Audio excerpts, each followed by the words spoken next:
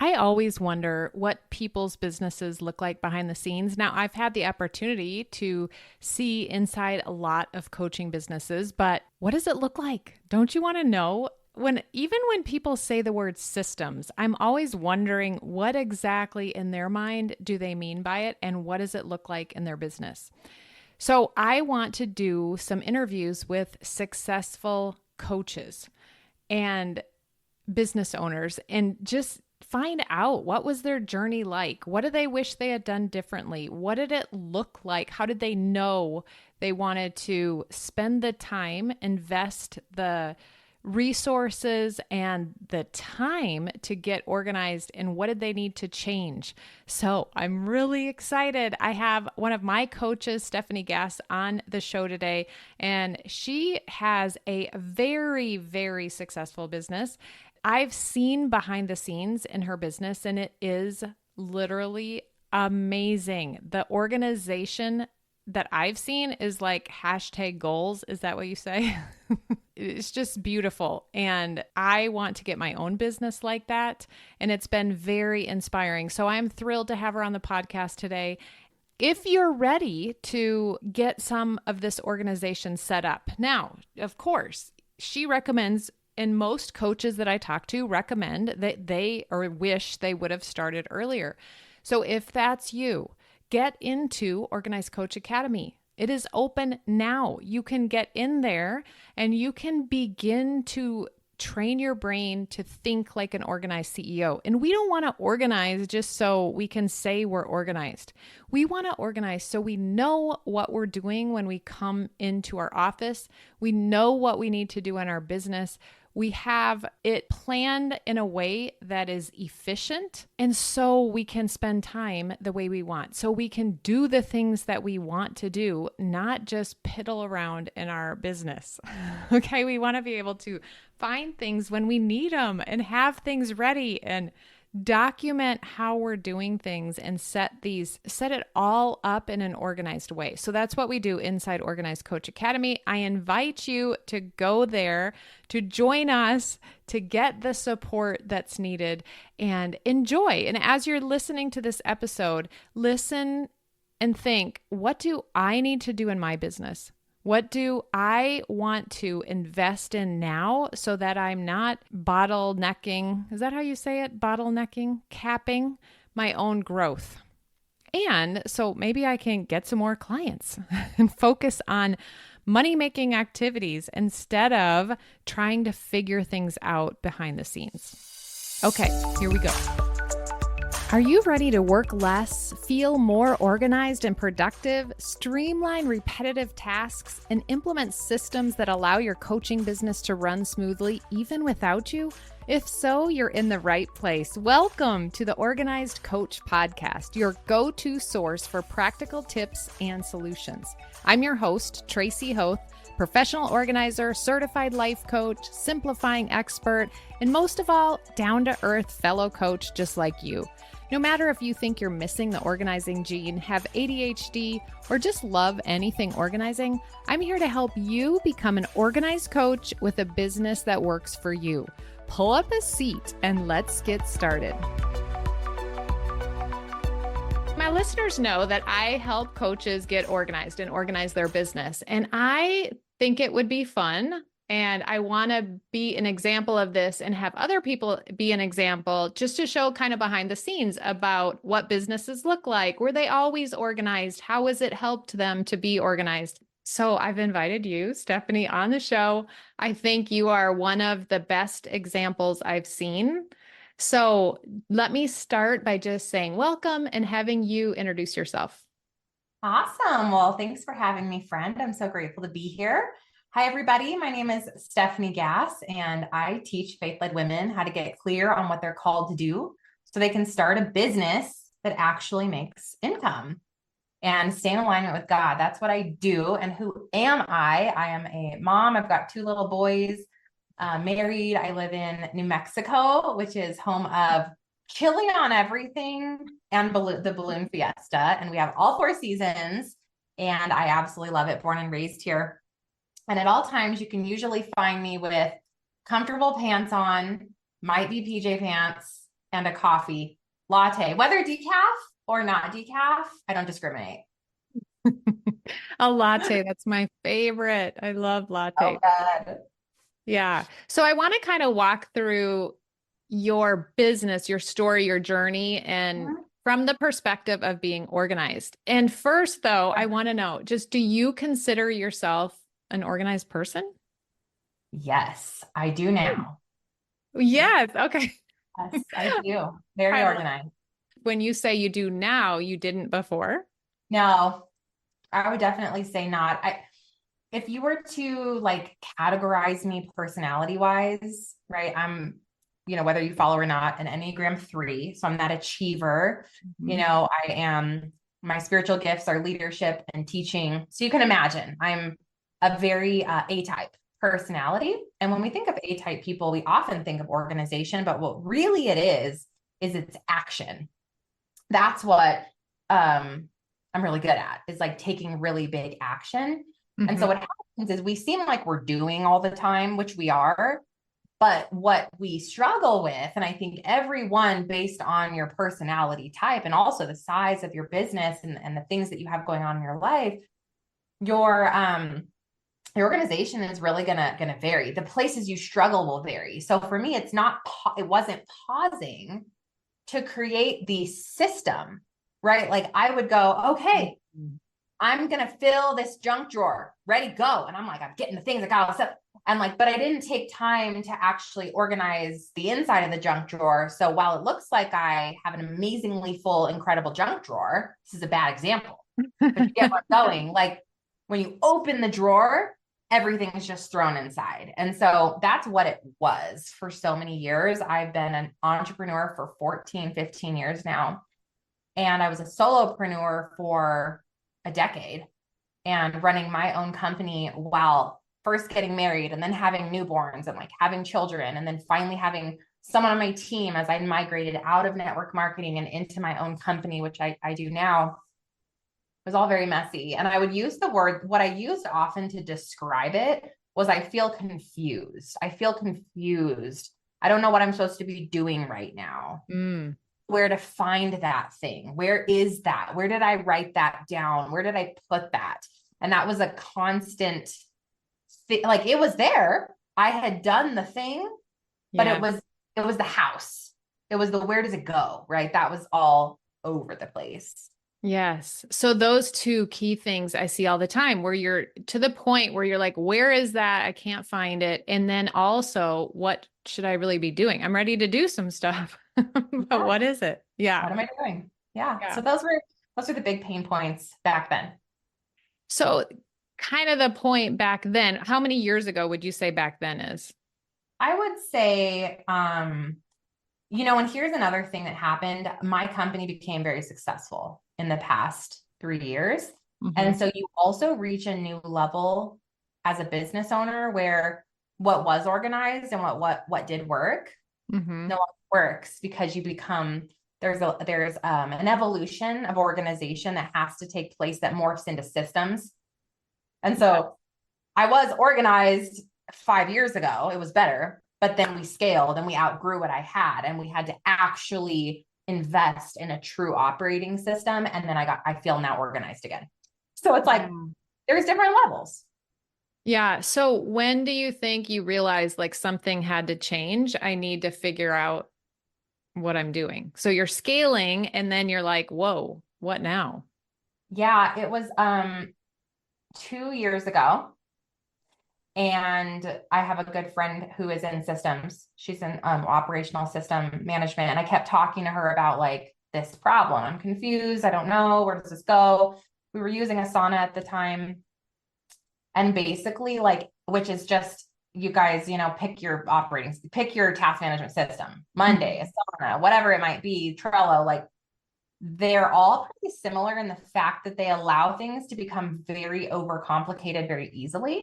Mm-hmm. So I had like things were created in this Asana world that we had built, but things were in things were in things were in things. And so it was like you had to dig and you had to dig and you had to find, and like it wasn't easy to use it. And we had created this thing that was so overcomplicated. It was no longer organized. It wasn't helping anyone. And I Mm. kept telling her this, and she wanted to use me as her test subject for using her operating system that she had built in her business. And it was really just simplifying everything, cleaning it up. We did end up migrating to a different platform that was much more simple.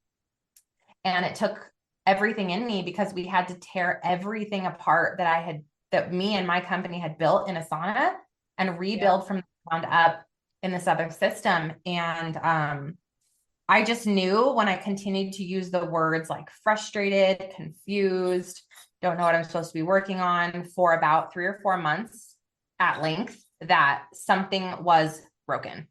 That's a great, something's broken. And when you're thinking, I mean, what is keeping me from scaling? What is Yeah, keeping me from fulfilling all the business you're attracting? It's so fun. You're scaling quickly. right. Exactly. Looking back, is there anything you would have done differently? No, I don't think so. I think me personally, like, well, okay, let me rephrase. I Mhm. wouldn't I wouldn't go back now because I think it was important to learn what wasn't Yeah. working, to know what does work. But also sitting where I'm sitting now, I'm like, oh shoot, I could have done that 2 years earlier. Like I Yes. could have recognized that, just like when you open your pantry and you're like, your Marie Kondo and you're like, this does not bring me joy. Like things are falling all over like your Tupperware drawer or whatever. Mhm. The best thing you can do is just stop right now, empty it out, throw the stuff away that doesn't have a lid, throw away the stained Tupperware, put it back the way that's going to make you joyful, right? Do it now because it's never a convenient time to fix the Tupperware. Like, so what I would have said to myself, I guess, if I was to go back is like, just do it sooner than later, get Mhm. organized sooner than later, because the frustration is going to make the growth and scaling of the business not feel good, not joyful. Yeah.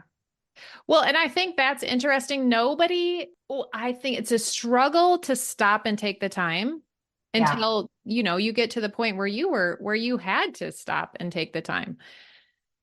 So, exactly. yeah. So then how do you make yourself stop and take the time or do it then? Yeah. So we, as a company, decided like we're going to basically take everything out of the closet, Hmm. metaphorically speaking. And so it took 4 to 6 months to completely reorganize my company. Mm. And it was excruciating. It was like any organizational reworking process is going to feel so uncomfortable in the middle of it. And that's why we avoid it. Hmm. We're like, oh, well, that's going to suck because I'm not going to know what I'm supposed to be doing. And then what about, but the truth again is like, there is no time. There is no other time but the present. Like you just have to rip off the Band-Aid and do it. Yeah. So we had a sauna going over here to like continue running as we're rebuilding this thing over here. And it took months to do it right, to do it properly. We had to hire coaches, right? We had to hire the help that I needed to know what to do and how to organize properly. And then we tested and we would test things and see what was working. And so there's never a good time. So what we did is we forced the project to become an A priority item. And Hmm. some things have to wait. And some other things might be messy for a while as you organize your thing that you got to focus on, Yeah. and that's just but my joy and peace now surpasses I don't even remember it being hard or uncomfortable, because now I'm like, oh, this is incredible. Everyone should do this. Yeah. At the time it seems hard. It's like almost like being pregnant. You're like, oh, it's so awful. Like I have acid reflux. I hate this. And like 5 minutes after you have the baby, you're like, I don't even remember. That was great. It's the Yeah. same. Well, it's kind of like when I was helping someone in person, there comes like this messy middle part where I mean, the person especially just wants to quit because it's so challenging. And that's where really having someone walk with you through that process is almost necessary to not quit, to keep going and push through that part where you just become overwhelmed, I guess is a good word. Yeah, I think it's so important, especially when you look at your personality type and the who that you are.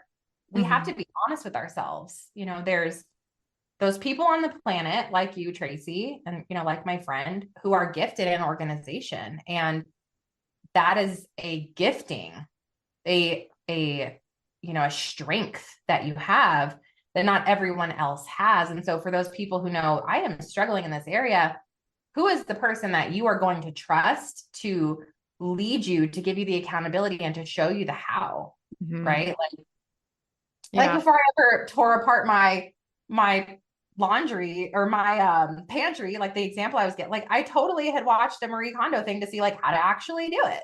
Throwing 100 things into some task management system is not organization. Like there is a system and there are drawers that you didn't know that you needed. That's so good. So thinking of like a newer coach, someone that's in maybe the first 100K of their business, like what kinds of things would you recommend they have in place or focus on? Yeah. So I have two words that are my absolute favorite. And one of them is simplify. And the second one is easy. So as you're thinking about setting up your business for success, the more overcomplicated you're making everything, it's going to be hard to keep it up. You usually don't have a ton of help in your company yet.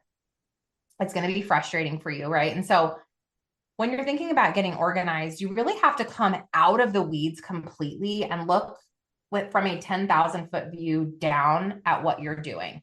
What are you trying to create? What is the end goal? What is the definition of success for you? And then reverse engineering backward. Okay, if that's the definition of success for me, what are the things I want to produce and bring to the world that make that a reality? Okay, great. If those are the actions that I'm going to take, how am I then going to organize that so that those things happen every single day, week, and month?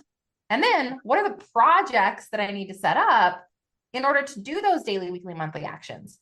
So you're taking all those steps and kind of reverse engineering everything. And I would do that like on a mind map or like get out of your own way and like big picture that baby, first of all, get out of that stuff. And then you can begin by taking the steps to build the things that you need. But find the right tools. There are software, there are tools that Tracy recommends that you'll want to utilize to stay really streamlined, And one thing I have found is like, it's not always the most expensive software. And also it's not always the all-in-one either. Sometimes like you have to find the thing that solves your problem with simplicity and ease. That's where you want to start. And you don't want to get a bunch of stuff you don't need. That's not organizing you. It's buying 500 containers when you only need one. Yeah. So really simplifying that. Does that kind of help as far as like, what's the big high level process to start with? Oh yeah. And talking about, that's one of the things that I help people is just first, let's just use what you have to get yourself organized. And then I know people are going to be like, well, what does Stefanie use? What is she talking about? So your task management system is Meister Task. That's what you use. I simplify by using Google, like anything Google. I have everything in that spot. And I try to not add anything on until the coach is organized, her assets, I guess, are organized and she knows where to find everything. Her time is situated and she knows what she's doing. Then if we're going to add on top of that, then we can look outside and find other things to use. Yeah. But so that's good. That's great. I love Google. Google's got some amazing resources in there. Yeah. Yeah. Well, anything like that you think will make the biggest difference in the long term then as they grow? I feel like consistently auditing your organization is so important because, like I said in the beginning, there's a day when you outgrow the thing that has gotten you where you are. And this is usually an annual thing where you're going to need to look and audit your own company and look for inefficiency, because inefficiency will often come back to organization. For example, you go from having 5 clients a month to 50 clients a month. That might look different, where you now need some more automations. You need some more onboarding that is pre-set up for you as a coach. You need to learn how to optimize your contract management. Like There are going to be things that shift and change to make it simple and easy when it comes to organization. And so just be aware of your company and have that CEO vision. I know sometimes it's hard to think of ourselves when we're getting started as CEOs, but you are. If you have a company and you are making money, whether it's $1 or $1 million, you are now a CEO. And so you need to have that forward vision of like, is this still supporting me in this need of where I am? And if not, what's my next right step? So once a year, just that high level audit. Don't be afraid to tear things down and rebuild them when that is necessary. I think often we just want to modify what's already there. And I think that's a mistake. I think that there are times that call for a complete revival, like tearing this thing down and I'm building this thing over here. And when we've done that, while terrifying, it's always produced fruit because you know more and you're more equipped. And so don't be afraid of ripping everything out of the closet to hang back the things you love, right? That same process. Yeah. The last thing I'll say that's made the biggest difference as I grow is team and systems. So just as an outside tip for all of you who are coaching, you will get to the point where you are the lid, outsource and hire, and you will get to the point where your organization needs to become an actual tangible system where you have systems and it's clean and clear and you know what you're doing today and what you're doing tomorrow, and that will evolve with you as well. So those are the biggest things that have helped me in the last couple of years as we've really scaled. It's been amazing. So that advice is very good, by the way, audit and then team and systems. So I took Podcast Pro University. I would highly recommend that to anyone who wants to start a podcast. That's how I started my podcast. It was amazing. And then I went on to Podcast to Profit with you. And it has been just to see the organization in your business. I mean, a contract comes to you. You registered for this. I get an automated message. I get reminders are set up. You have interns that are, I mean, the whole thing is just so amazing. Like in awe of you building this. I'm in awe too, and it is not me. There have been many hands in this pot. Tracy, please know, I hire people who have that really organized, detailed brain because I'm the visionary of the company. I hire coaches and mentors in my life who can show me the things that I need to learn. And that's been an evolution of getting to the point of being humble enough to say like, hi, I need help. And where are the areas we need help in, and being willing to invest in yourself, which is really uncomfortable. But when you do that, you always grow. And then ultimately your revenue grows because you've created space for something to evolve beyond what you are capable of. Yeah. Well, and that invest in the areas where you're not strong. So I think people think that they should be able to get that together, and nobody teaches that. Nobody teaches organization anywhere.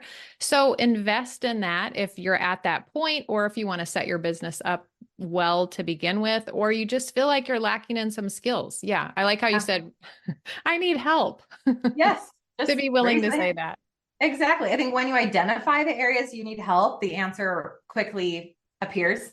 And then it's the act of faith to move forward into that next step. This has been good. Good to see behind the scenes. For me personally, really behind the scenes. And then just to have you walk us through how each stage of that process that you went through and the benefits of it, like to see the piece that you have now in it.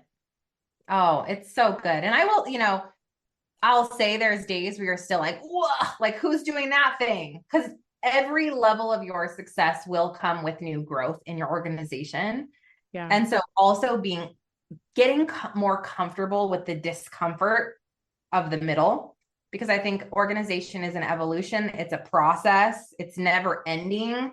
Yes. Like even after I went and organized my pantry, if I were to go in there right now, it doesn't feel great again. Yeah. Like life continues to move even as you organize. And so to know what that optimization process is going to look like, and just trust, even when things get messy again, that you can get back to that same feeling over and over again, and that you will, that brings a lot of peace. Well, and that brings up kind of the expectation in our journey as business owners. Do we expect that we're not going to have any issues with the organization? No, we always will. But getting those skills and the systems initially set up, then you just go and you have your audit in place that you're going to go through. So you know that that's coming and you take each problem. But the expectation that we think we shouldn't have anything and it should all be perfect, like where does that come from? That causes probably the most suffering when it comes to so stressful. No, it's always going to be hard, and we're going to be able to weather this hard storm. Yeah. So Stefanie, tell us where we can find you, connect with you. Yes, of course. Well, if you are trying to grow as a coach or online business owner, you are struggling to get leads and get more clients, I have a podcast called Online Business for Christian Women. Anywhere you listen to podcasts, over 700 episodes to help you grow. And like Tracy mentioned, I have a school. If you end up wanting to learn to actually launch your podcast into the world, and all those details are at my website, stefaniegass.com. And Stefanie with an F. Yes. H. Yes. At Stefanie with an F and GASS.com. Yeah. Well, so good. We'll have all the links, of course, in our show notes. But thank you so much for being on here and being vulnerable, sharing your story, and encouraging the rest of us to take it step by step. You're so welcome. Thanks, Tracy. Wait, if you're finding this podcast useful, you must check out the Organized Coach Academy. It's my course where I walk you through every step to get your business organized, to get yourself organized, to save money and time, to prepare to hire someone, to do all the things that you want to do in your business with ease. Check that out at simplysquaredaway.com/OCA. Also, I'm sure you've heard this a million times, but I would love it. It's my way of knowing that you're enjoying the podcast if you leave a written review. I have lots of freebies for you. They're linked in the show notes. You can find them in my bio on Instagram at Tracy Hoth. And until next week, have a beautiful day.